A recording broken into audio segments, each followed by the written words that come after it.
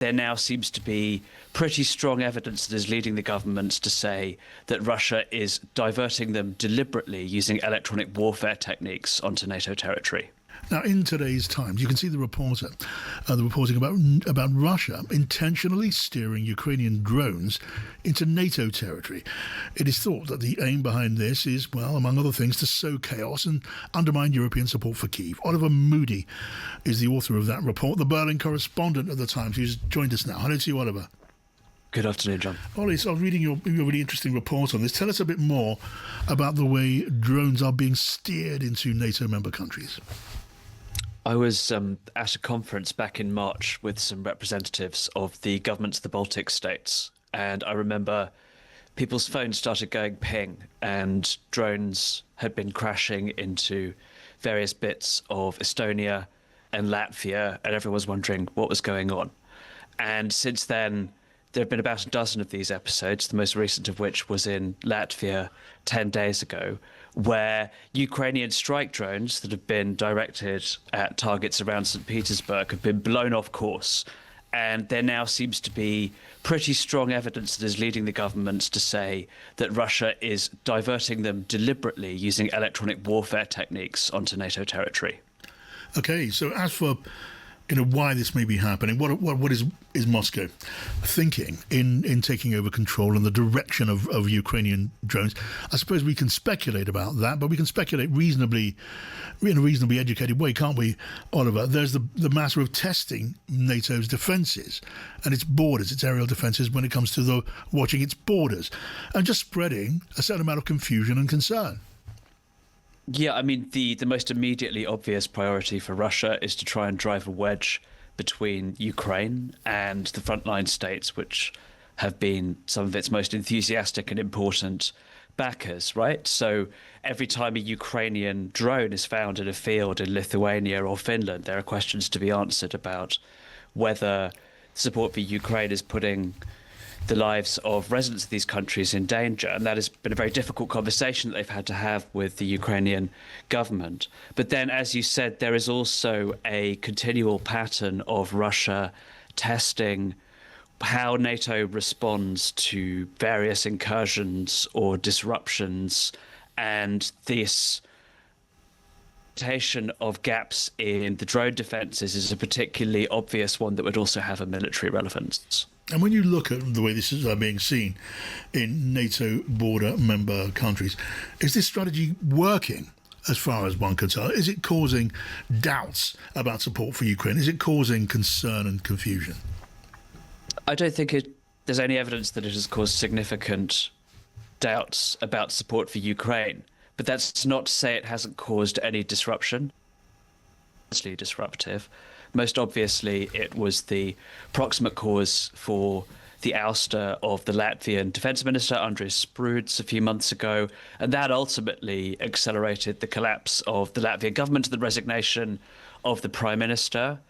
The governments have talked about establishing a drone wall along their borders with Russia and Belarus. And this, I think, has given rise to certain expectations in the public that these defences will be very good and impermeable. And so every time that a drone slips through, without even necessarily being observed before it crashes on NATO territory, it undermines that promise and highlights the gap between expectations and reality. And so from Russia's perspective, it is certainly doing useful work.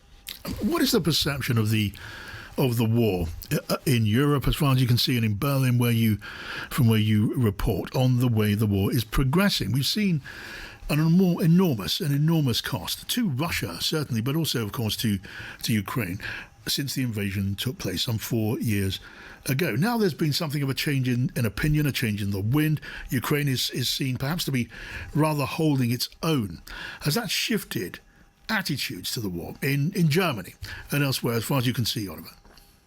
I mean, European attitudes have always been pretty divergent, and the way that German officials will look at the progress of the war will always be different to the way that Finnish or Estonian officials will look at the war.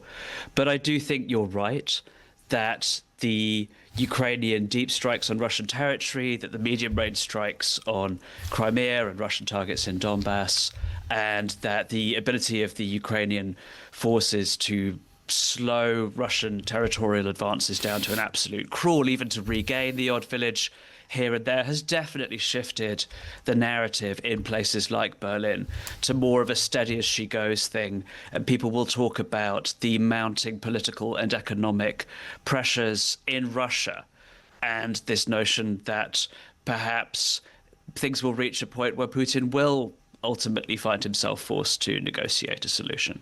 All right. Oliver Moody, great to have you on the programme. Oliver is the Berlin correspondent for The Times.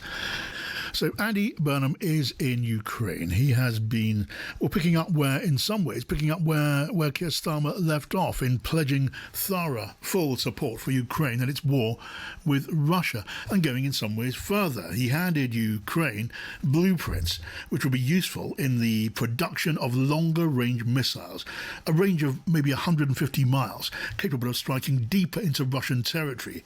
The Russians have reacted with anger, saying Britain would face the consequences of this level of help for Kyiv. But Andy Burnham's response was essentially, well, they would say that, wouldn't they? And that's the kind of support that Ukraine wants and needs. It's the kind of support that Ukraine would like to see more of in the future, and from other partners too. And while he is in Kyiv, the Prime Minister had a word to say about Britain's relationship with the European Union. He said that Britain had to be bolder and to build closer ties with the EU. He was telling the President of the European Council a step change in relations was what was needed in Kyiv today. Let's first of all then catch up with Terry Stiastny, the political correspondent. Hello to you, Terry. Hello, John. So there is Burnham talking about closer links to the European Union and the need to be bolder. What do you think he meant by that?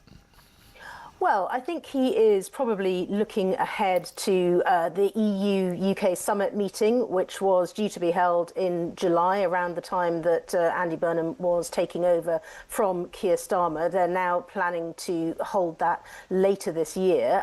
He is talking about this step change in relations. We will see how much that actually involves. He is certainly talking about building on issues like defence and security. He's also been talking about the importance of education and cultural ties between the UK and the EU, and this has led people to start thinking that perhaps this means he is looking at potentially some kind of discussion about tuition fees, perhaps letting European students come more easily and more cheaply to come and study in the UK. But we will see how far this actually gets in terms of the negotiations, the talks between the UK and the EU. Yeah, we haven't spoken a lot, and nor has Andy Burnham really, about his attitude to key issues of foreign affairs, including the European Union relationship, although of course he was famously quoted saying he wanted in his lifetime to be an EU member again, and then he rather rode back on that, certainly when it comes to any mention of the present Parliament before the next election. Beyond that, he hasn't said a huge amount. What is his general approach now, do you think, to the European Union? He's a pro-European, but is it possible to flesh it out rather more? Well, I think, as you say, Andy Burnham has become more cautious the nearer he has got to Downing Street. As you say, when he was still Mayor of Greater Manchester, he was talking more warmly about potentially rejoining. And the closer he got to Downing Street, the more he is saying we will have to stick to the existing red lines as at the last Labour manifesto in the last election. So not talking more about things like freedom of movement or single market or anything like that. So I think it is probably quite a gradualist approach. And I think it's interesting that this is the first time that Andy Burnham has actually got to meet many of his fellow European leaders. He's certainly had conversations with them since he has been in power, but actually travelling to Kyiv today, he was able to talk to Antonio Costa from the European Council. He was able to talk to the Prime Minister of Luxembourg and lots of other leaders who are joining this conference call of the Coalition of the Willing down the line. So this is his first chance to make a sort of an impression on them. So he certainly obviously wants to sound positive, to sound that there are areas where he can work together. But I think he is, politically, he is going to have to move quite gradually, certainly in terms of, domestic policy and how this plays at home. Okay, and just a word on the military aspects that we've seen discussed today and mentioned by the Prime Minister. The handing of missile blueprints or components of missile blueprints to to Ukraine, and the attitude to Russia's reaction, which is one of anger, not unexpected anger, but it was a reaction of anger. How do you read the government's way of dealing with all of that? Well, I think it is, he's quite definitely, so by saying that phrase, who started the fire, he's certainly putting the ball in Russia's court there, trying not to be intimidated by Russia talking about the threat of consequences for Britain wanting to provide more parts for missiles so that Ukraine can build more of its missiles, and of course, which gives Ukraine the ability to strike further into Russian territory, as they have already been doing with drones that have British components. And I think it is quite a rite of passage for British leaders. I mean, Volodymyr Zelensky was the first leader to come to Downing Street when Andy Burnham was Prime Minister. To now go to Kyiv on Independence Day, he is making quite a statement, as his predecessors have done, of saying we are completely behind Ukraine. And I think, doing this together with other European leaders in terms of the coalition of the willing, it does help concentrate minds, I think, about the importance of Europe stepping up and doing more and not being so reliant on the United States. All right. Terry Stiastny, political correspondent. Thank you for joining us, Terry. Now, welcome to Drive, Mika Aaltola, the Vice Chair of the EU Parliament Delegation to the United Kingdom. Hello to you, Mika. Good to have you here. Hello to you, and thanks for inviting me in. Now, tell us, Mika, what's your thinking on Andy Burnham's visit to Kyiv today, and in particular, where it relates to the United Kingdom negotiations with the European Union on a reset in trade relations? Do you think Andy Burnham arriving as Prime Minister will make a difference? Well, I think it does, because the fact is that Ukraine is doing Europe's defending right now. So this is not charity work that we are concentrating on, and it is a common effort, European effort. We are talking about Europe, and EU is smaller than Europe, and UK is smaller than Europe. But we are now talking about defending Europe, and UK Prime Minister is on top of his game. 70% of his time is going to be dedicated to foreign relations, and so he's learning the game quite quickly. Russia was trying to play its game, kind of creating a Skinner's box, a kind of a conditioning chamber for UK and the new Prime Minister, kind of testing him. And clearly the test failed. He is among the leaders of the coalition of willing. Right, and your hope is that other European countries, also members of the European Union, will follow in the footsteps and draw closer to Ukraine as a consequence. Is that something you're hoping for? Do you believe that will happen? Well, it does have an impact on the EU-UK relations as well, because what is in the cards and in the plans right now is innovative solutions for Ukraine's EU membership. So whatever is drafted on the UK-EU relations is going to be impacted on the Ukraine case.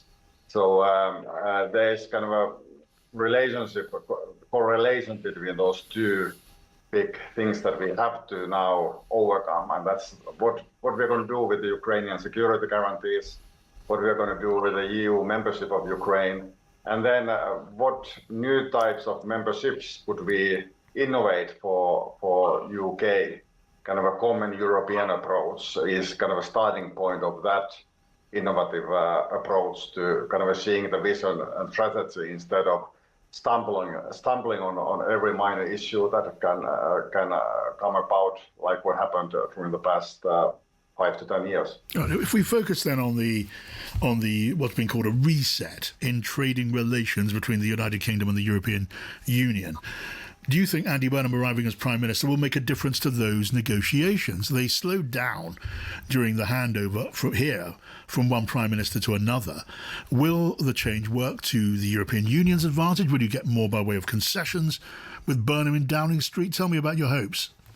Well, my hope is that now when the missile issue is all done and settled with the French, the bilateral relations with France and UK when it comes to defense are going to be better. And look, when we are talking about defense union, we should think about the UK as part of that.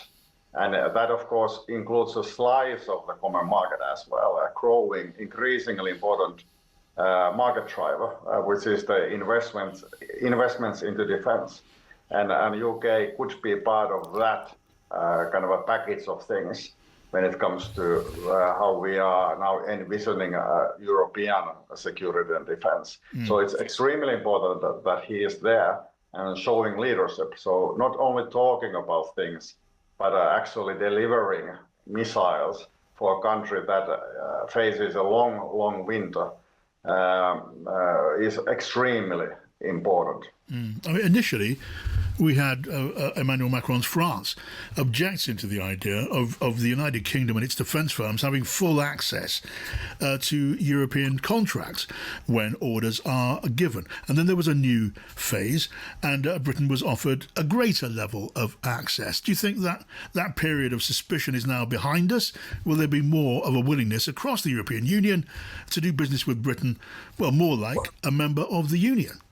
Well, I think so, and I hope that these bilateral issues between UK and some of the member states are going to be behind us very soon. And look, we need Ukraine, and UK is kind of fulfilling the mission when it comes to coalition of the willing. So I'm sure that eases out some of the tensions. It has become a little bit of a kind of a transactional game. EU demanding UK to pay up a lump sum of money before joining the kind of the common defence initiatives, and I don't think that transactional approach actually leads into win-win solutions. And in Europe, we still have a skill and art of creating win-win situations. Yes. Now we have to be kind of above the domestic level of little politics and go punch above at least Russia. So we have to now find a common policy line, and I hope that these movements, Ukraine gaining a bit when it comes to its position against Russia, UK, France helping together, actually hitting the same goalpost. That's a positive sign, at least from my perspective. All right. I just want to look beyond the question of Ukraine and defence, though, for a moment. The European Union side in the trade negotiations, the so-called reset negotiations, involve more young people from Europe being allowed access to this country.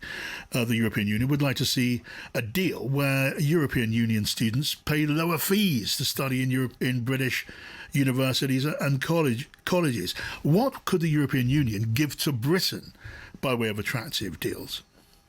Well, I think the market is the key answer there. There's a lot when it comes to defense, and there's a lot when it comes to high tech, when it comes to avant-garde fields like quantum computing, for example, happening currently, and there's investments being made when the multi-annual budget of European Union is being drafted as we speak. We should just dedicate some room of thinking to UK instead of only kind of having last-minute urgency debates and meetings on the final compromise itself. There should be a slice. There should be kind of a glimmer of future vision for Europe as a whole, instead of only talking about UK-EU relations. So I hope that there's at least a glimmer of that. But let's face the reality.